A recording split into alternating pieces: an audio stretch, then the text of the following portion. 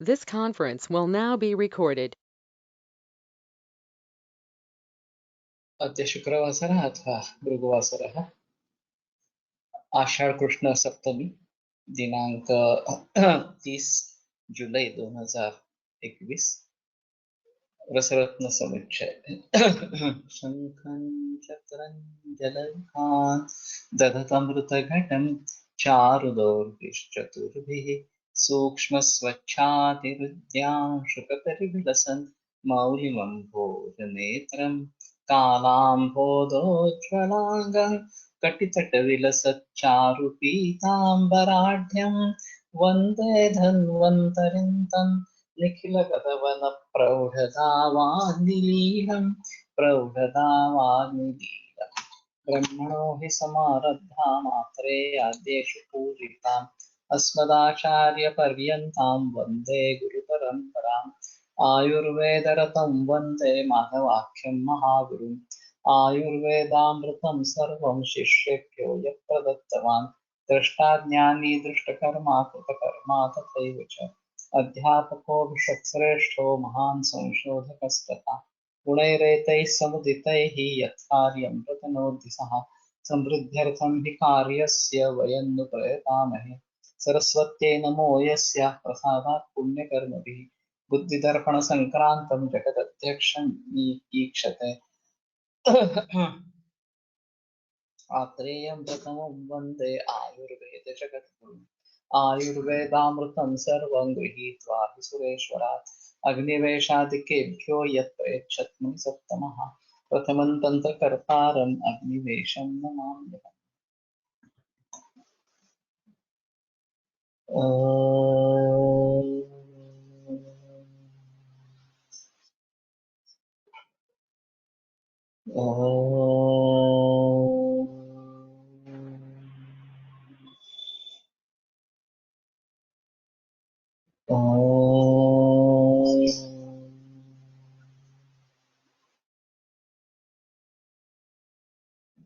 ओम शांति शांति शांति।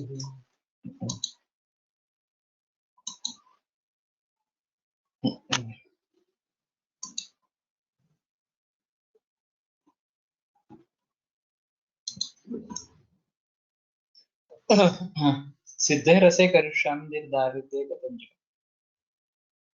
तर्हि रसे सिद्धे सति जगत् निर्धारिद्र्यं निर्गतं च करिष्यामि इति तत्र प्रतिज्ञा वर्तते। रसध्यानमिदं प्रोक्तं ब्रह्म हत्यादि पापनि। ये जो रसध्यान है वो ब्रह्म हत्या वगैरह पाप का नाश करने वाला इस प्रकार।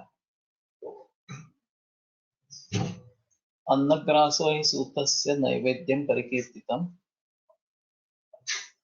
अन्नग्रास है अन्नग्रास है रसस्येतत् रस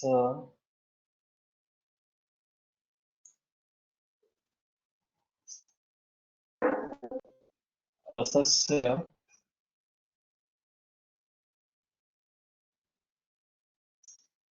इति अर्चनं कृत्वा प्राप्नुयात् कर्तुजं फलम्। तो इस प्रकार से पूजा करके रस की पूजा करके यज्ञ का फल प्राप्त होता है। उदरे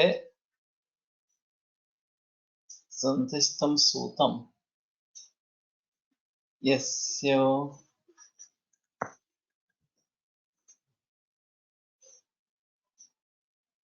उत्क्रामति जीवितं समुत्वां दुष्कृतात् रोगात् प्रयाति परमं पदम्। घोरात्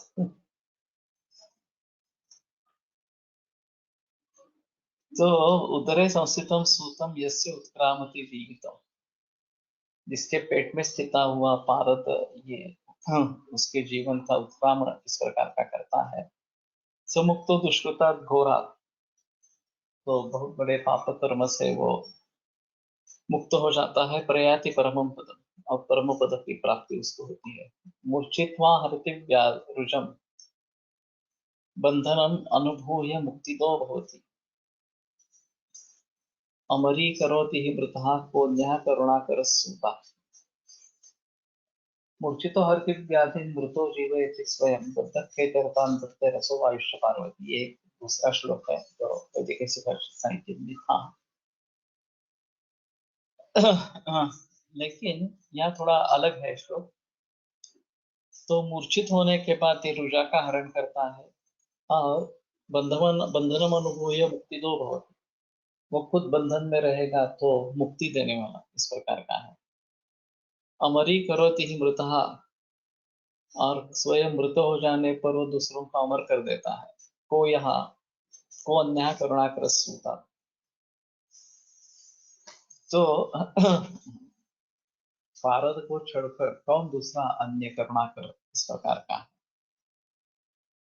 तो ये काफी महत्वपूर्ण इस प्रकार का श्लोक है। कल जो मैंने बहस की थी रसशास्त्र के बारे में, रसशास्त्र आयुर्वेद का अंग है या नहीं है, इस बात को लेकर, और स्पष्ट रूप से इसको आयुर्वेद में अंगीकृत किया गया है। इस प्रकार का ये रसशास्त्र है। और जैसे कि ये ऋषिकेश मित्र कह रहा था, अगर एलोपैथी की दवाइयों को भी हम अपने तरीके से परिवर्तित कर ले सकते हैं तो वो भी पॉसिबल है।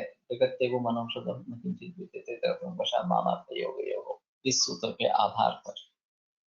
लेकिन प्रयोग समय व्याधि अन्य बुद्धिरत नासव शुद्ध शुद्धस्तु समय जीवन को कही, ये जो बात बताई गई है वो महत्वपूर्ण है और उस बात को ध्यान में रखना बहुत जरूरी इस प्रकार का रहेगा। तो हमारी विचार श्रृंखला आयुर्वेदीय होनी चाहिए, ये सबसे अहम मुद्दा है। और वो अगर नहीं रहेगा तो वो एलोपैथी बन जाएगी, वो आयुर्वेद नहीं रहेगा इस प्रकार से। मूर्छित हरति व्याधीन, ये मूर्छना नाम की जो संकल्पना है ये कुछ थोड़ी सी अलग इस प्रकार की है। और विशेषतः पारद और गंधक मूर्छना या समूर्छना उसको कहते हैं। और इससे जो कज्जली बनती है वो काफी औषधियों का बेस है। तो मूर्छित हरति व्याधीन रोगों का नाश करता है। हरति रुजव यहाँ पे किया है, तो रोग का एक रुजा ये अहम अंग इस प्रकार का है। तो ये कैसे प्राप्त होता है, ये मूर्छना क्या है, ये एक अहम मुद्दा रहेगा। भाग्यवाड़ीकर सर की एक किताब है पदार्थ विज्ञान के ऊपर, जिसमें इसके बारे में उन्होंने काफी बहस की है, समूर्छना के बारे में। और वो तो रसशास्त्र वाले ही थे। तो वैसे दो दिग्गज हुए हैं रसशास्त्र में, एक भाग्यवाड़ीकर और एक गुणी शास्त्री। और वहाँ त्र्यंबक शास्त्री वाराणसी में इस प्रकार से, जिन्होंने काफी हद तक रसशास्त्र का उपयोग किया, बहुत सारी दवाइयां प्रचलन में लाई, निर्माण की वगैरह। वैसे अहमदाबाद में हर्डीकर शास्त्री भी उसी प्रकार के थे, वो भी रसशास्त्र का काफी इस्तेमाल इस प्रकार का करते थे। तो पारद गंधक जो समूर्छना है, समूर्छना कब कही जाती है, दो विभिन्न गति वाले द्रव्य इकट्ठा जब आ जाते हैं और उससे एक तीसरा ही कुछ निर्माण होता है। प्रकृति समसमवाय नहीं होता, केवल गुणों का मेलन नहीं होता, कुछ अलग ही बनता है, तो वो समूर्छना इस प्रकार की कही जाती है।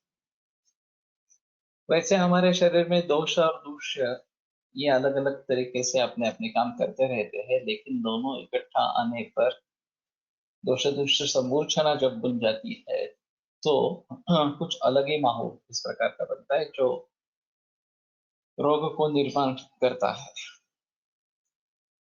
तो जैसे व्याधियों के बारे में दोष दूष्य समूर्छना इस प्रकार का विषय है, उसी प्रकार से औषधियों के बारे में पारदा और गंधक समूर्छना ये विषय है। और ये बेस रहते हुए बहुत सारी दवाइयां बनती है। और विविध प्रकार के रोगों का हरण करने में सक्षम इस प्रकार की हो जाती है। तो रसरत्न समुच्चय पढ़ने का एक महत्वपूर्ण उद्दिष्ट ये जो फॉर्मुलेशंस बने हैं आयुर्वेद में, चाहे सूक्ष करो, आरोग्यवर्धिनी हो, या और कोई अपरिहार्य रोग हो, वसंत कुसुमाकर हो, और भी कुछ इस प्रकार के कॉम्बिनेशंस हो, उसके पीछे तत्व ज्ञान क्या है ये समझ लेना, ये एक अहम मुद्दा इसमें है। तो दोष दोष ये पारद गंधक सम्मूर्छना, ये इसमें एक अहम इस प्रकार का भाव है। और दो विभिन्न गति वाले पदार्थ इकट्ठा आने पर किस प्रकार से उसका परिणाम निकलता है, ये इसमें काफी महत्वपूर्ण है। जब कोलटकर सर से खास करके आवृत वायु के बारे में बात हुई थी, वायु का अवायु पर आवरण इस प्रकार से,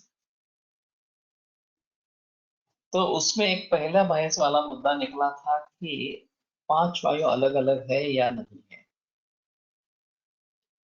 और फिर उन्होंने बताया कि नहीं, 5 वायु अलग अलग इस प्रकार के हैं। शीघ्रांतर वायु संचारी वायु प्राण सचो एकोपि उपाधि वेदा प्राणापानादि संज्ञान लगते, ये तर्क संग्रह में लिखा गया। लेकिन पंचात्मा वायु कोष्ठक प्रादुर्भवति कटु अवस्था पाक में, तो पंचात्मा का मतलब क्या लेंगे, तो 5 जिसके आत्मा है, 5 जिसके स्वरूप है, इस प्रकार का वायु कोष्ठ में प्रादुर्भूत होता है, ऐसा वहां पे निर्देश है। और फिर अगर एक दूसरे का दूसरे पर आवरण होता है तो समझ लेना चाहिए कि ये अलग अलग है। अगर एक ही वायु होता तो आवरण नहीं होता। तो इससे बात स्पष्ट है कि जबकि आवरण हो रहा है एक वायु का दूसरे वायु के ऊपर, तो इन वायुओं में अंतर है, ये भेद है। अब ये अंतर या भेद किस प्रकार का है, उसके बारे में मामा गोखले ने कुछ जिक्र किया था कि प्राण अपान व्यान उदान समान, ये जो 5 वायु है उनमें अंतर किस प्रकार का है। और उन्होंने कोशिश की थी कि गुणों के द्वारा उसमें अंतर जानने की कोशिश करे या महाभूतों के द्वारा इसमें अंतर करने की कोशिश करे। ये मैंने एक बार काफी बहस की है इसके बारे में। तो शीत गुण से उदान जुड़ा है, ऐसा उनका कहना था। वो आप्य इसलिए है। तेजस गुण से समान जुड़ा है, पार्थिव गुण से अपान जुड़ा है, और पृथ्वी महाभूत से जुड़ा है इस प्रकार से। और व्यान जो है वो चल गति, चल गुण वाला और वायु से जुड़ा है। और प्राण जो है वो सूक्ष्म गुण से जुड़ा हुआ नाभस इस प्रकार का वायु है, ऐसा उनका कहना था। यगो जोशी सर का एक लेख इसके बारे में है, क्योंकि वो डायरेक्ट उनके शिष्य रहे। तो ये दो वायु जब इकट्ठा आ जाते हैं तो उनमें भी एक समूर्छना इस प्रकार की बनती है, और इसलिए विभिन्न प्रकार के लक्षण निर्माण होते हैं। और वैसे ये समूर्छना ये काफी भावों की होती रहती है। मूर्त जो भाव है कफ पित्त या धातु वगैरह वगैरह, उनमें समझ लेना थोड़ा सा आसान है। और वैसे ही पारद और गंधक के बारे में समझ लेना थोड़ा सा आसान होगा। लेकिन वायु जैसे अमूर्त द्रव्य के बारे में समूर्छना को समझ लेना काफी मुश्किल इस प्रकार का है। एक डिस्कवरी चैनल पर एक सीरीज आती थी, चेसिंग द टोर्नेडो, चक्रवात का पाठलाग करते करते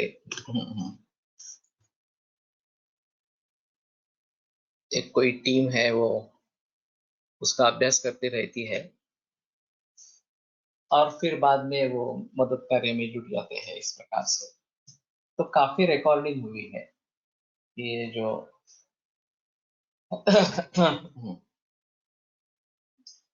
इस प्रकार की वायु की समूर्छना सृष्टि में होकर जो उत्पात होता है वो किस प्रकार से होता है। दोष दोष समूर्छना पारद गंधक समूर्छना दोनों जगह समूर्छना यही शब्द प्रयोग क्यों होगा। साउंड तो है।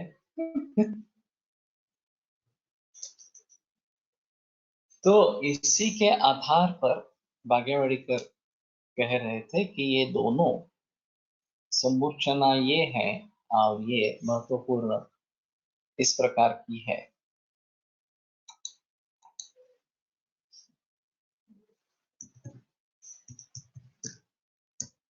साउंड इज ऑडिबल, तो अगर किसी को सुनाई नहीं दे रहा तो रिजॉइन करो।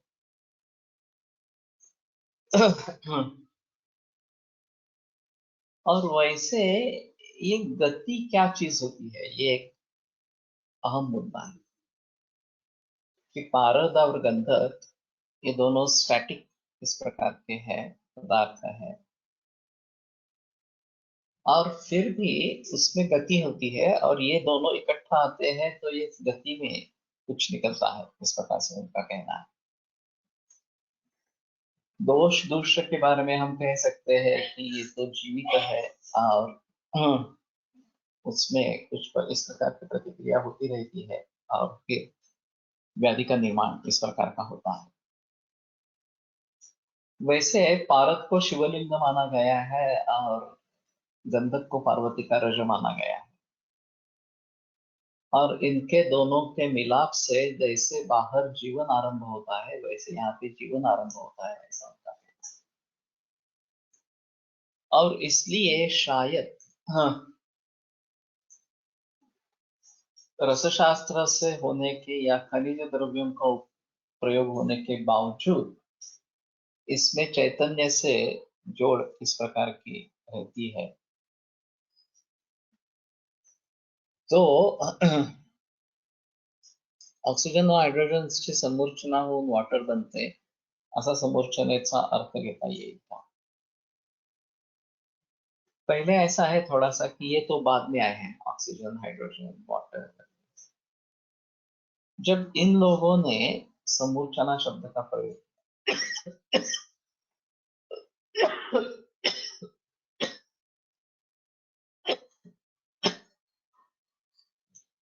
तो उनके मन में क्या था ये समझना आवश्यक है। अभी की दृष्टि से हम कह सकते हैं कि ये पानी का उदाहरण दे सकते हैं और वहां ऑक्सीजन और हाइड्रोजन दोनों बहुत ही अलग तरीके के इस प्रकार के परमाणु इकट्ठा आते हैं और पानी जैसे किसी अन्य ही चीज को जन्म देते हैं।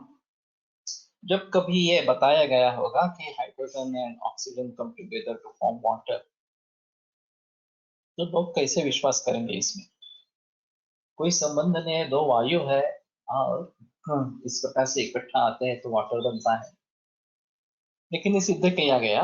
हाँ, और फिर लोग उसको मानने लगे इस प्रकार से। तो मूल द्रव्य क्या है और इस प्रकार से बने कंपाउंड्स, जिसको कहें कंपाउंड्स कार्य द्रव्यों से आगे इस प्रकार के बनेंगे, वो एक अलग चीज है। पानी और दूसरा कुछ लेके अगर कुछ बनता है तो एक अलग बात इस प्रकार की हो जाती है। तो ये काफी टेढ़ा है, कॉम्प्लेक्स है, और उसको भली भांति समझना ये काफी मुश्किल इस प्रकार का है। फिर भी ऐसे कई उदाहरण है कि जहां हम कह सकते हैं केमिकल रिएक्शन होती है। हल्दी और चूना इकट्ठा आने पर कुमकुम बनता है, और जो हल्दी में रंग नहीं है, जो चूने में रंग नहीं है, कुछ अलग ही रंग निर्माण हो जाता है। या फिर तांबुल के बारे में इसी प्रकार से कह सकते हैं कि ये कुछ अलग ही रंग उसमें से उभर आता है इस प्रकार से। तो ये दो कार्य द्रव्य है और उनके इकट्ठा आने से कुछ इस प्रकार का बन रहा है। लेकिन कार्य द्रव्य कैसे बने हैं? मूल परमाणु से लेकर गणुक त्रिणुक वगैरह के संयोग से जो पंचीकरण होता है उसके आधार पर विभिन्न कार्य द्रव्य बनते हैं। हाँ, इसको कंपेयर कर सकते हैं ये जो ऑर्गेनिक केमिस्ट्री या इनऑर्गेनिक केमिस्ट्री के बारे में बताया गया कि दो परमाणु इकट्ठा आके कुछ अलग ही चीज को जन्म देते हैं इस प्रकार से, जिसको मॉलिक्यूल हम कह रहे हैं।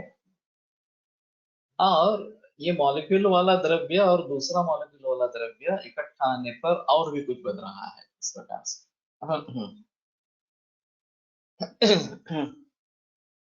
तो इसके पीछे राज क्या है? ये तो ऑक्सीजन हाइड्रोजन की बात अभी अभी आई है। तो उनके मन में समूर्छना से क्या मतलब था ये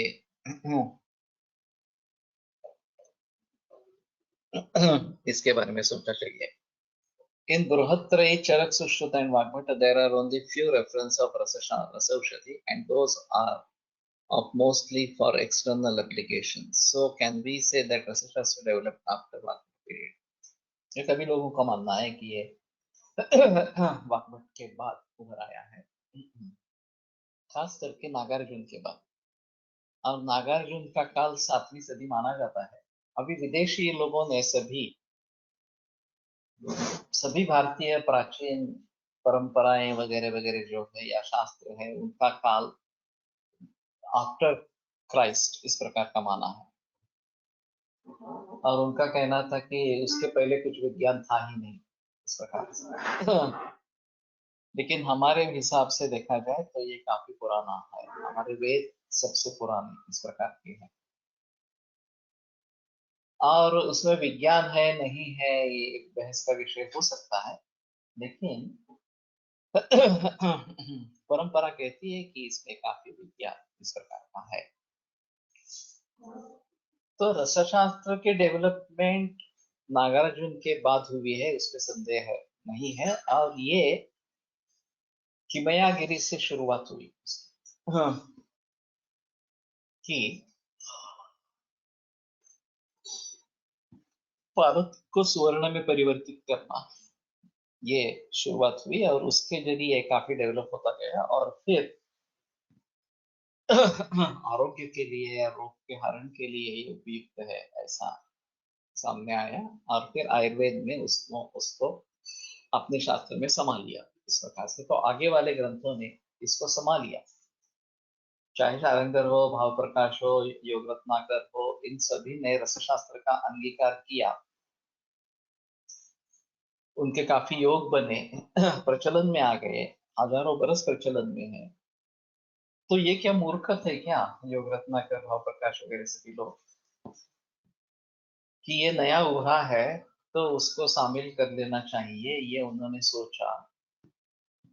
तो अब हम कौन होते हैं कि ये कहेंगे कि नहीं नहीं उनका कुछ संबंध नहीं है रसशास्त्र का इसके काम। रसरत्न समुच्चयावर वाग्भट हेच अष्टांग हृदयावर वाग्भट आहेत असे देखील काही पुरावे आहेत।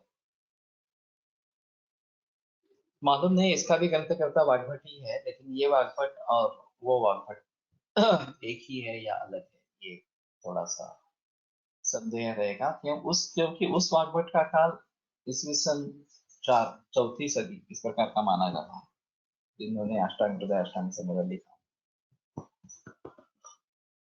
तो इसमें अष्टांग संग्रह वृद्ध भागवत की रचना कही जाती है और अष्टांग हृदय जो है वो वाग्भट की रचना कही जाती है। तो उसके वंश परंपरा में शायद ये चलता आ रहा है, चलता आ रहा। और उसी वंश परंपरा में 7वीं सदी में ये रसरत्न समुच्चय बनाने वाला कोई वाग्भट निर्माण हो गया हो, ये पॉसिबल इस प्रकार का, क्योंकि 300 वर्ष का फासला है तो एक ही व्यक्ति होना असंभव इस प्रकार का। तो अभी आयुर्वेद का इतिहास भली बात देखना चाहिए फिर से। और वैज्ञानिक दृष्टि से इस प्रकार से, और केवल पाश्चात्यों का अनुकरण नहीं करना है, अपने दिमाग को हमें लड़ाना है और भारतीय परंपरा को देखना है, तो जास्त ज्यादा अच्छा रहेगा. मूर्छनामध्ये स्वरूप बदलणे, दोषनाश, औषधी रूप प्राप्त होणे अपेक्षित. याचे सगंध निर्गंध असे दोन मुख्य प्रकार आहेत. ये सगंध निर्गंध है कहाँ से लिया तुमने? मुझे रेफरेंस बता दो. तो गंध का मतलब गंधक है या स्मेल है, गंध है, ये थोड़ा सा देखना पड़ेगा. गंधक तो जिनमें पारद गंधक की मूर्छना कज्जली के स्वरूप में की गई है और उनका प्रयोग किया गया है, वो सगंध होगा. और जिसमें केवल पारद किए हो गए गंधक की धारणा नहीं है, इस प्रकार से वो निर्गंध इस प्रकार से कहे जाएंगे. अहम मुद्दा यह है कि पारद षड्रसात्मक है, ऐसा कहना है. और ये एक कारण बन जाता है कि सभी प्रकार के विकारों में सभी प्रकार के दोषों के लिए ये फायदेमंद है. प्रभाव दोष अंतरत्व, ये बात जो कही गई है वो पारद के बारे में भी सत्य इस प्रकार की होगी. सगंध, गंधक, निर्गंध, औषधी, वनस्पति किंवा इतर जसे चुना. ओके. तो गंधक के सहित सगंध और गंधक के विरहित निर्गंध इस प्रकार है. या फिर सिर्फ पारद से बने हैं, ये भी एक बात हो सकती है, जैसे सिंदूर वगैरह वगैरह.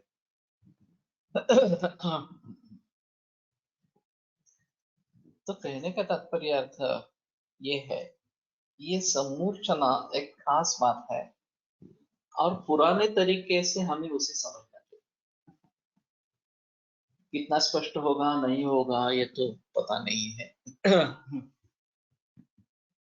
लेकिन अभी की जो केमिस्ट्री है, इनऑर्गेनिक केमिस्ट्री और उसके बाद में ऑर्गेनिक केमिस्ट्री, ये तो काफी नई है. और ये हजारों वर्ष पहले अगर ये समूर्छना के बारे में बात की गई है तो इसका कुछ अलग अर्थ होना जरूरी इस प्रकार का. अब पिंड ब्रह्मांड न्याय को लेकर जो हमारे शरीर में है वही सृष्टि में है, जो सृष्टि में है वही हमारे शरीर में है वगैरह, इस प्रकार से परमाणु से लेकर पूरे ब्रह्मांड तक गतिमत्व है.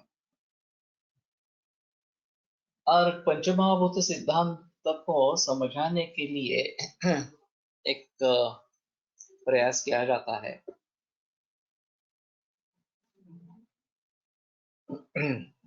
कि स्पेस, अवकाश होना, ये सबसे अहम मुद्दा है. अगर अवकाश नहीं है तो आगे कुछ लाने का उसमें संबंध ही नहीं रहेगा. तो तस्मात् वा एतस्माद् आत्मना आकाश संभूता. पहले क्या निर्माण हुआ? तो आकाश निर्माण हुआ, फिर आकाशाद वायु. अब ये ट्रांजिशन काफी महत्वपूर्ण है क्योंकि आकाश तो नित्य है, परमाणु नहीं है उसके, तो परमाणु कहाँ से आ गए? वायु के. तो ये एक अहम मुद्दा इस प्रकार का हो जाएगा कि एक बार वायु बन गया, वायु से अग्नि, अग्नि से जल, जल से पृथ्वी, ये ठीक है परमाणुओं का इस प्रकार से परिवर्तन होता गया और फिर आगे पंचीकरण होता रहा इस प्रकार से. लेकिन आत्मा से आकाश, ये भी एक अहम मुद्दा. आत्मा तो चैतन्य स्वरूप इस प्रकार का है और उससे आकाश निर्माण होना और फिर आकाश से वायु निर्माण होना, और वायु का प्रधान दक्षिण गतिमत्व ये जो है, तो ये गति परमाणु से लेकर पूरे विश्व में समाई गई इस प्रकार की है। और इसलिए हम पढ़ते आए हैं कि ये न्यूक्लियस होता है एक सेल में इस प्रकार से, और प्रोटॉन न्यूट्रॉन्स वहां पे रहते हैं, इलेक्ट्रॉन्स घूमते रहते हैं इस प्रकार से। और ये गतिमत्व है, इसीलिए उसमें स्टेबिलिटी है। जब मैं इंटर साइंस में था, हमारे यहाँ एक ढवड़े करके सर थे औरंगाबाद में, उस समय में पहले में औरंगाबाद में था।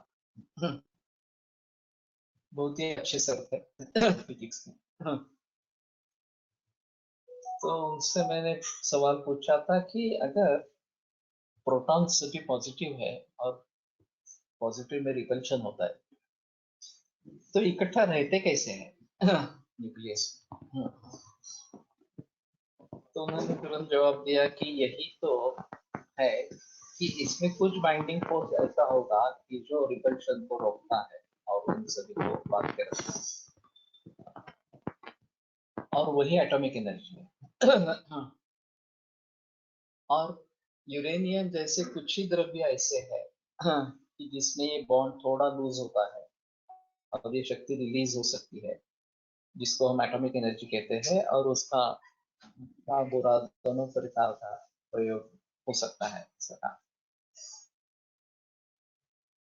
लेकिन यह आशंका मुझे हुई कि सभी प्रोटॉन्स पॉजिटिव आयंस हैं, तो इकट्ठा कैसे रहते हैं इस प्रकार से।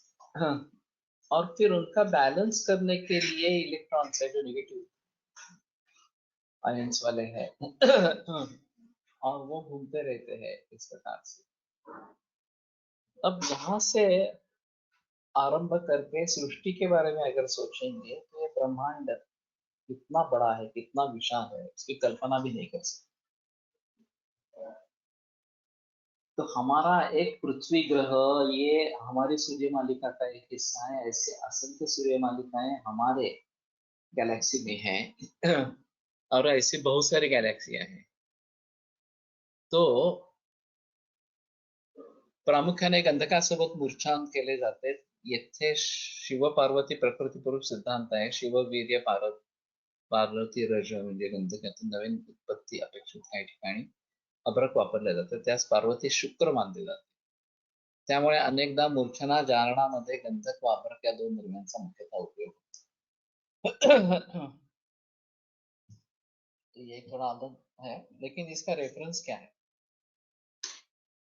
कि अभ्रक को पार्वती का शुक्र माना जाता है, ये भी एक अहम मुद्दा है.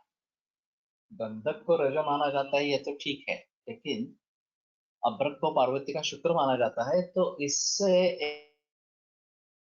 एक बात स्पष्ट होती है कि शुक्र और आर्तव दोनों स्त्रियों में मौजूद होते हैं और दोनों का अलग अलग कार्य है. आर्तव का कार्य नवनिर्माण इस प्रकार का है, और शुक्र का कार्य जो पुनरुत्पादन वगैरह है, धातुओं का पुनरुत्पादन है, वो है. तो ये एक अच्छा रेफरेंस रहेगा कि स्त्रियों में शुक्र और आर्तव दोनों निर्माण होते हैं, दोनों के कार्य अलग है. पुरुषों में शुक्र ही होता है और उसका अपत्य निर्माण और नव निर्माण, ये दोनों प्रकार के कार्य उसके देखे जाते हैं इस प्रकार से.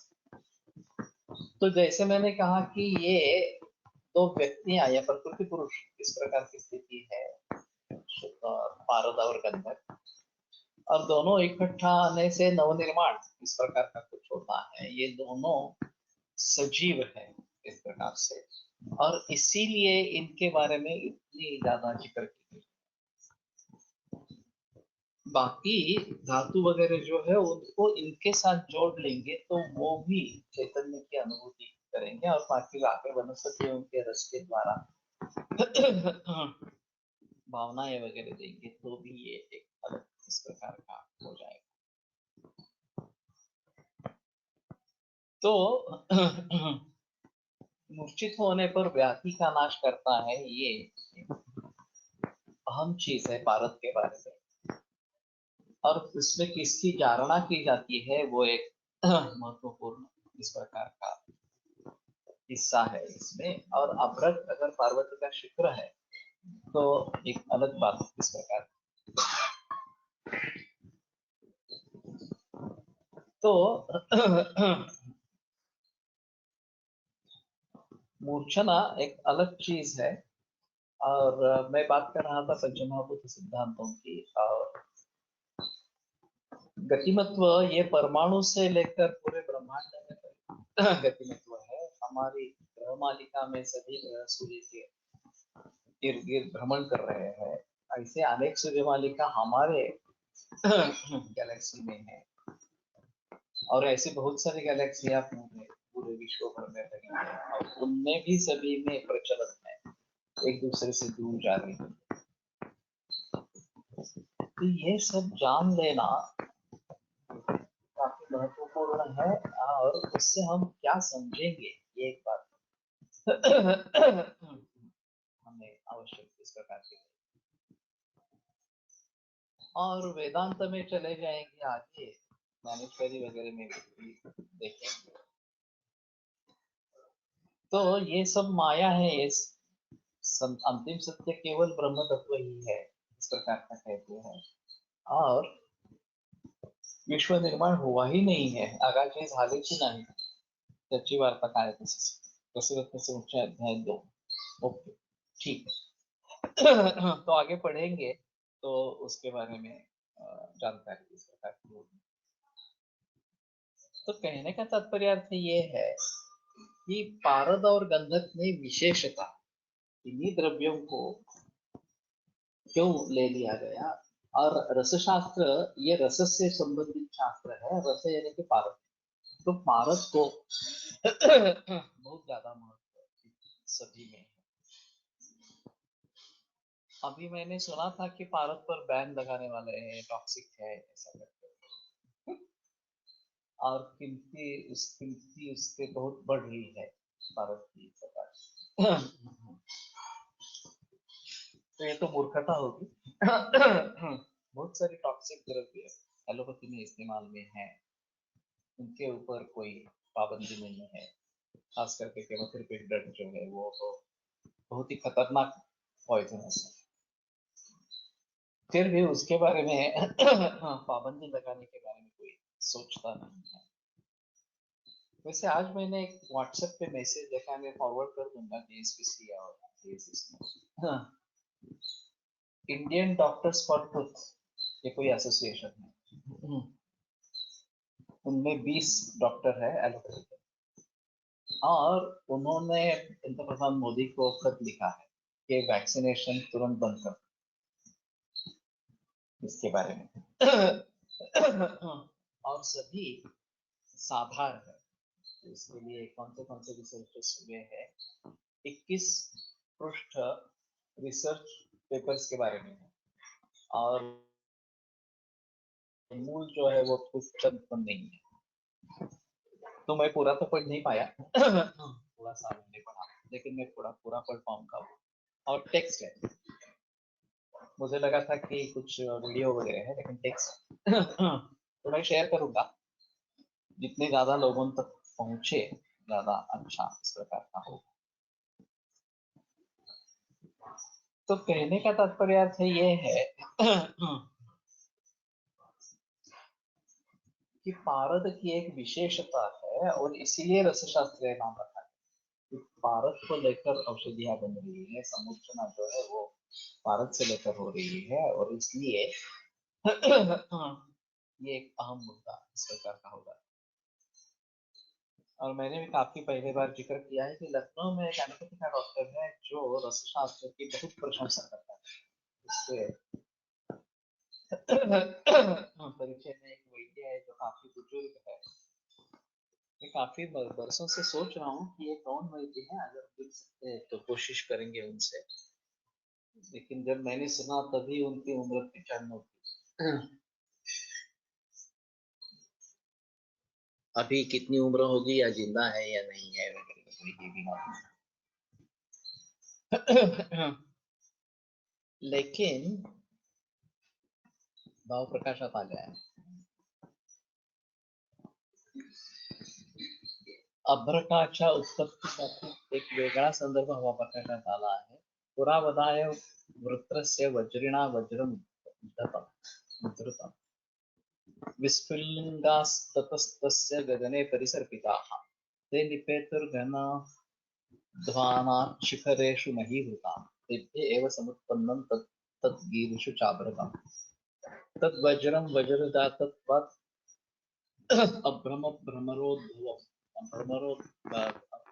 भ्रमरोद्भवात् गगनात् स्खलितं यस्मात् गगनं च ततो मतम्। क्या लगी है?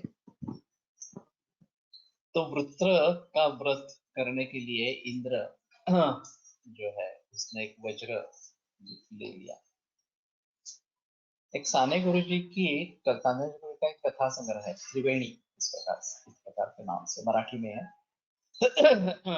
इसमें वृत्रासुर वध की कथा बहुत विस्तार से लिखी गई और ये दधीची ऋषि थे जिनके अस्थि पिंजर का प्रयोग किया गया था वज्र बनाने के लिए, और वो बहुत ही सात्विक और शक्तिशाली इस प्रकार के थे।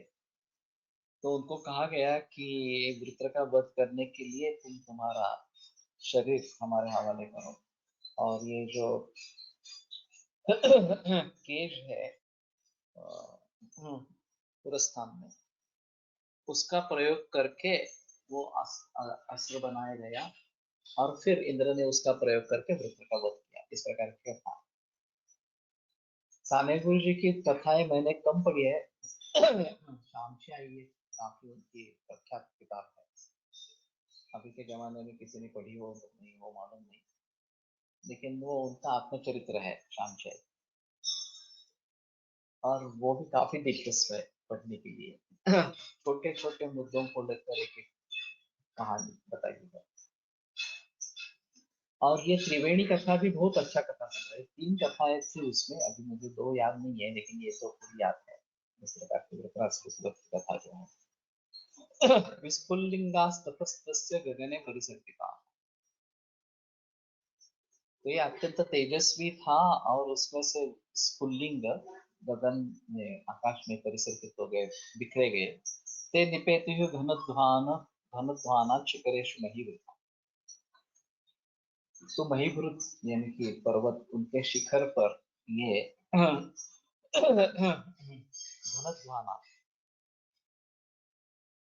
घनध्वान होने के कारण, ये ध्वान का मतलब शब्द वगैरह ऐसा है करेक्ट, लेकिन शायद मेघ ये इस प्रकार का अर्थ होगा, एक बार देखना पड़ेगा। तेभ्य एव समुत्पन्नम तत्सत् गिरिषु चापः, और उसी के जरिए पर्वतों पर अभ्रक का निर्माण हुआ। तद्वज्रम वज्रदातत्वात् अभ्रम भ्रमरोद्भवात्, ये थोड़ा मुश्किल है। तो ये वज्र जातत्वात्, ये वज्र के जरिए निर्माण हुआ है, इसलिए उसको वज्र कहते हैं।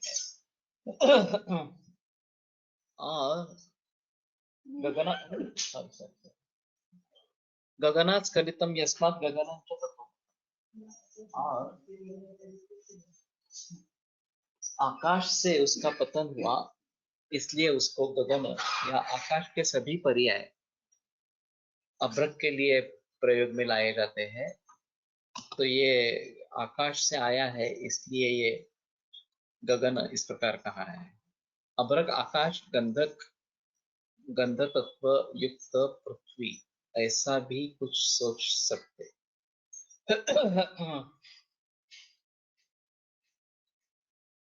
सोचेंगे शायद। अभ्रका से गुण है वृक्ष बल्य स्निग्ध दीपन पण शीतवीर्य असा, म्हणजे शुक्राच्या खूप जवळ जाणार आहे। तो ये भी एक बात हो सकती है। इसमें जो पौराणिक कथाएं हैं, जैसे कि गुरुजी के बारे में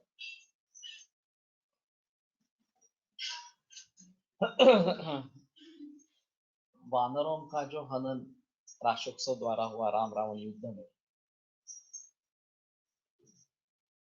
तो उनके लिए अमृत का सिंचन इंद्र ने किया, और फिर उसके जो अमृत के बिंदु पृथ्वी पर गिरे उससे ते गिर जाता गुरु हाँ।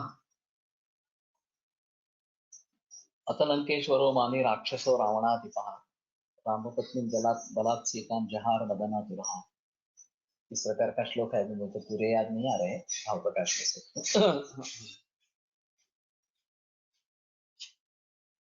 तो इसमें एक अहम मुद्दा इस प्रकार का रहेगा कि ये जो पौराणिक कथाएं इसके पीछे है, वो बाकी आशय छोड़ो, लेकिन अमृतोद्भवा, अमृत से उत्पन्न हुई है वृक्ष, ये काफी महत्वपूर्ण। उसी प्रकार ये गगनों में निर्माण हुआ है, ये एक अहम मुद्दा है। और शुक्र से, पार्वती शुक्र से बना है, तो एक और अलग मुद्दा इस प्रकार का हो जाएगा। तो शुक्र वर्धन करने वाला इस प्रकार का है। और फिर उसमें एक सूक्ष्मत्व है, शायद आकाश से उत्पन्न होने के कारण अभ्रक में काफी सूक्ष्म है, और ये कारण बन जाता है कि सूक्ष्म भावों पर अगर हमें काम करना है, तो जो दवा है वो भी सूक्ष्म गुण वाली होनी चाहिए। और सिर्फ अभ्रक का ही सहस्त्रपुटी बनाएगा। हम इन सभी का कहना है कि ये इस प्रकार से सहस्त्रपुटी बनाने से ज्यादा से ज्यादा सूक्ष्म इस प्रकार का हो जाता है, इसकी परमावधि बताई गई है।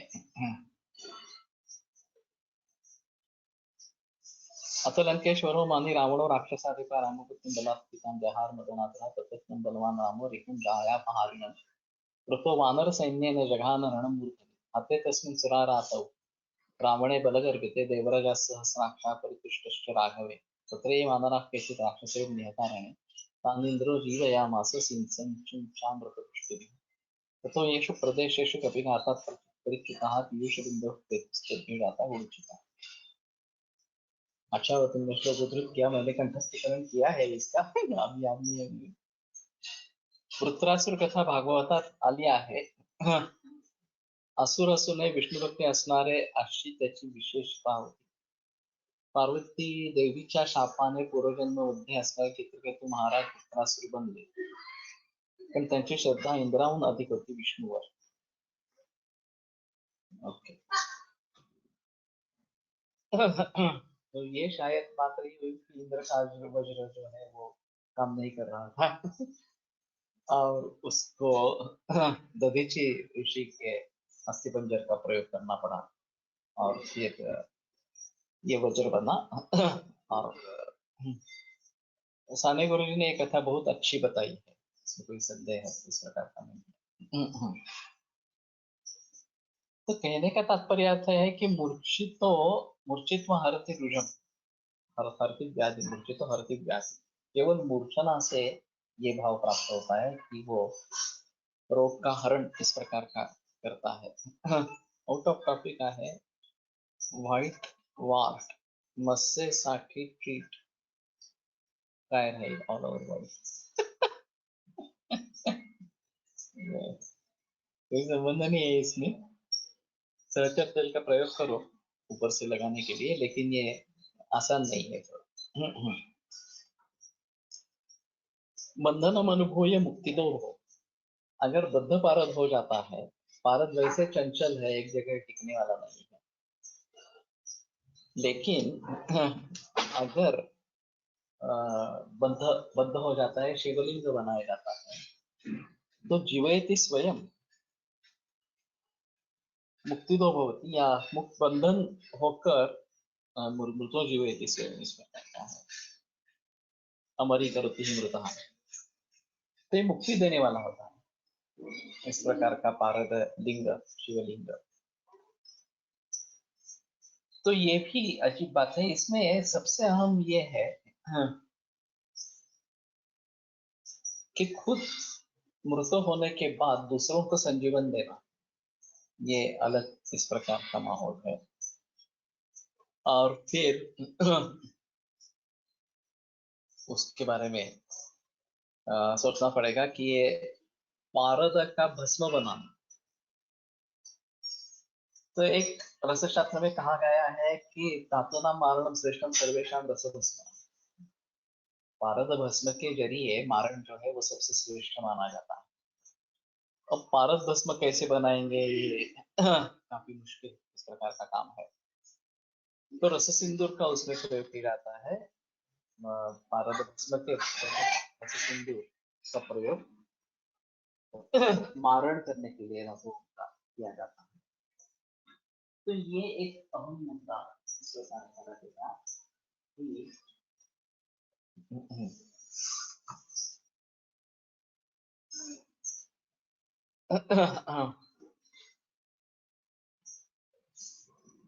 रसोत्सव के जरिए या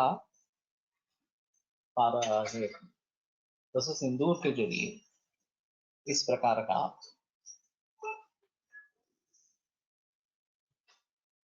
धातुओं का मारण करेंगे तो सबसे श्रेष्ठ है। दूसरा मध्यम जो है वनस्पतियों के द्वारा मारण, कनिष्ठ अरिलोही,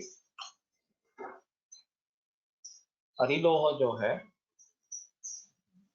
उससे मारण ये सबसे कनिष्ठ इस प्रकार का माना गया। तो हमें कम से कम वनस्पतियों का प्रयोग करके मारण करना ज्यादा बेहतर इस प्रकार का रहेगा। अभी काफी मात्रा में बहुत सस्ते दाम पर भस्म मिलते हैं और ये अरिलोह से मारण होने के कारण सस्ते हैं, तो अच्छा नहीं है। बेहतर होगा कि वनस्पतियों के मारण द्वारा, वो काफी समय लेता है लेकिन फिर भी वो बेहतर ऑप्शन इस प्रकार का है।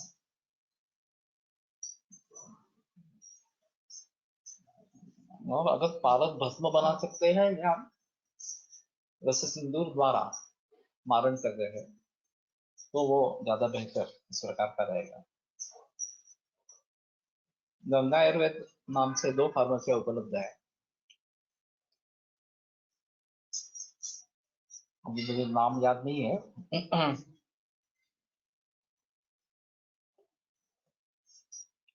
अरिलोह ये उस धातु के विपरीत धातु शत्रु है उनके, लेकिन कनिष्ठ धातु है, उनके जरिए उसका मारण होता है। आदि होने के कारण, शत्रु होने के कारण मारण कर सकते हैं इस प्रकार से। लेकिन इसमें उनके गुण कर्मों की भी हानि होती है, ऐसा रहेगा। तो वनस्पतियों से करना ज्यादा अच्छा इस प्रकार का रहेगा।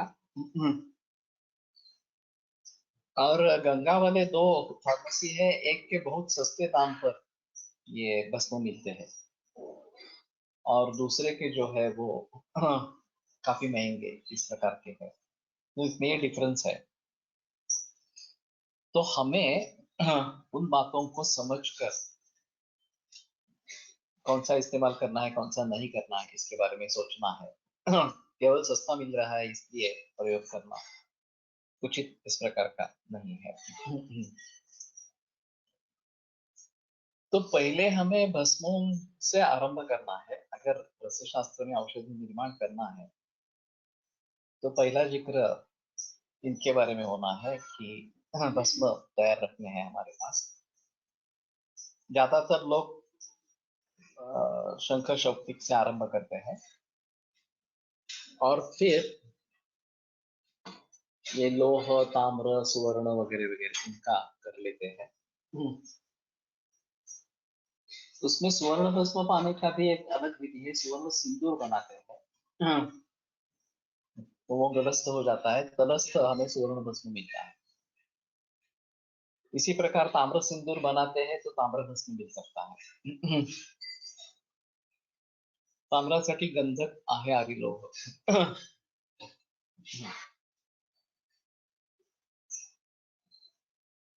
तो इसमें शॉर्टकट्स भी है और लंबा इस प्रकार का मार्ग भी है. प्रत्येक धातूचे वेगळे आहेत. लिस्ट खाली आहे.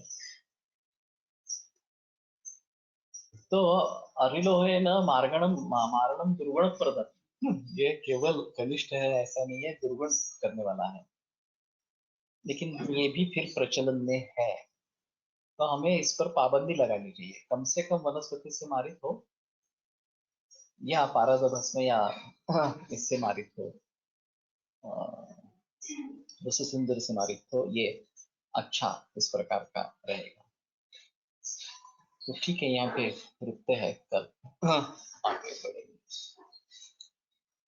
आयुर्वेद प्रकांड निगदित इह शल्यतंत्र प्रधानः शिष्येभ्यः शाश्वतोऽयं निखिलजनकृपा व्याप्तचित्तेन येन आयुर्वेदस्य वाञ्छन् पुनरपि भुवने ताञ्च सुष्ठु प्रतिष्ठान् श्रेष्ठं धन्वन्तरिं तं प्रणमति च सदा वैद्यवर्गो हि नूनम्. वैद्यवर्गो हि नूनम्.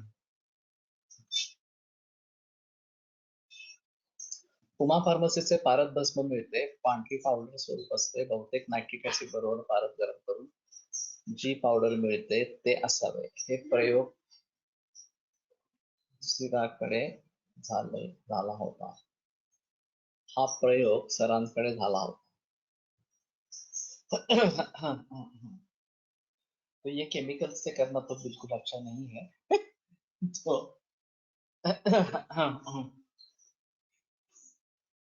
मालूम नहीं, रस सिंदूर वैसे काफी लोग बनाते हैं और रस सिंदूर का मारण के लिए एक प्रयोग करना ज्यादा बेहतर इस प्रकार का है.